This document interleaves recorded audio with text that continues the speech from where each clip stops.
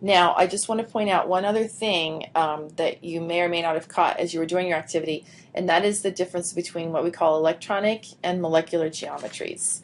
Okay, the electronic geometry is telling me where the regions of high electron density are. For example, this molecule is ammonia.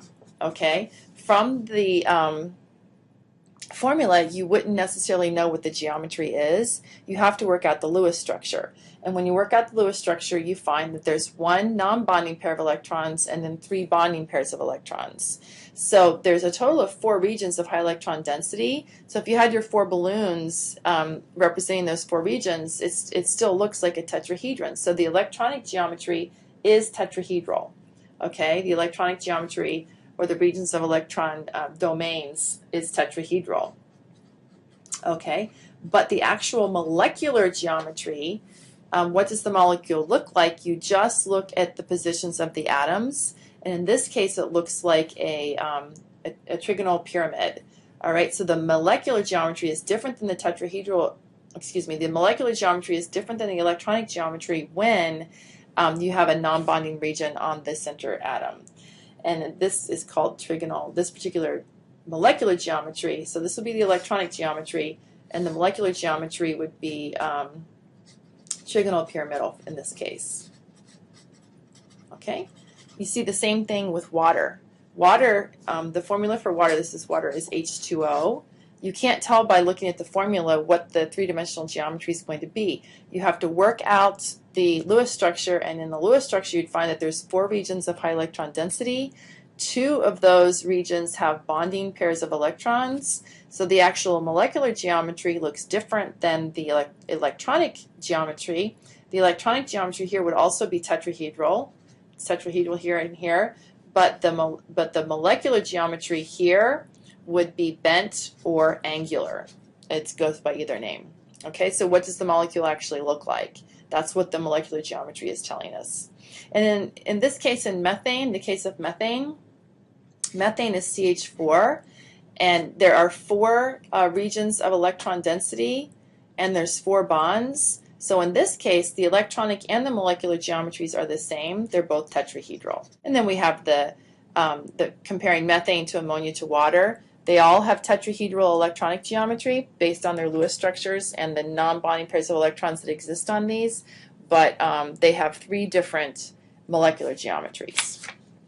Okay, and I want to show you one more. This picture might look kind of complicated, but just in case, I want you just to be aware that there are several different molecular geometries. We're only looking at, this angular also goes by bent. Okay, those words are used interchangeably. But we'll see linear, bent, trigonal planar, trigonal pyramidal. We won't see T-shaped and tetrahedral. These are all common shapes that can obey the octet rule. If you see T-shaped, this one has the electronic geometry of trigonal bipyramidal. There would be 2 non-bonding pairs of electrons there to force those atoms into that shape. So this would be an expanded valence situation. This one would have had a non-bonding pair here. This is an expanded valence. Square planar would have non-bonding on top and bottom. This is an octahedral geometry, electronic geometry, square planar molecular. Trigonal bipyramidal is the same electronic and molecular. This is an expanded valence with 5 regions of electron density. Square pyramidal, there would have been a non-bonding pair on the bottom.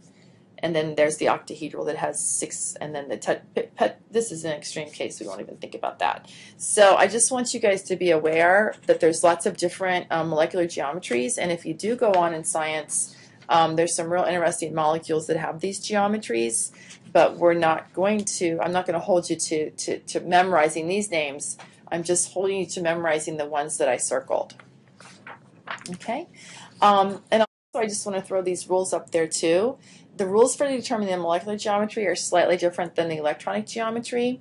In both cases, you need to determine the Lewis structure first. If you get the Lewis structure wrong, you get the whole thing wrong.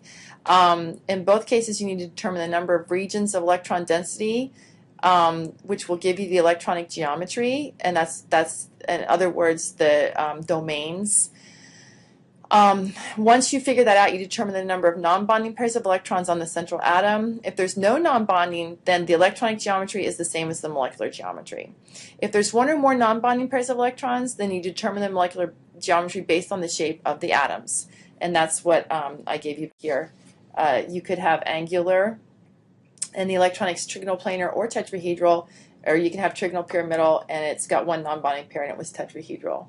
Okay? And so then also you want to be able to predict the bond angles allowing for distortion. And that is if you have non-bonding pairs of electrons, and you should have seen this in your POGIL activity, non-bonding pairs of electrons on the central atom reside closer to the nucleus, or closer to the atom, closer to the nucleus. So they repel the bonds more. Okay? And so what is meant by that is if you look back at this picture right here, the pure tetrahedral bond angle is 109.5.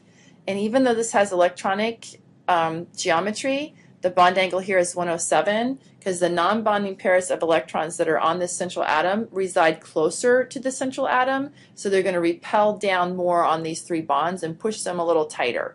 So they're about 107.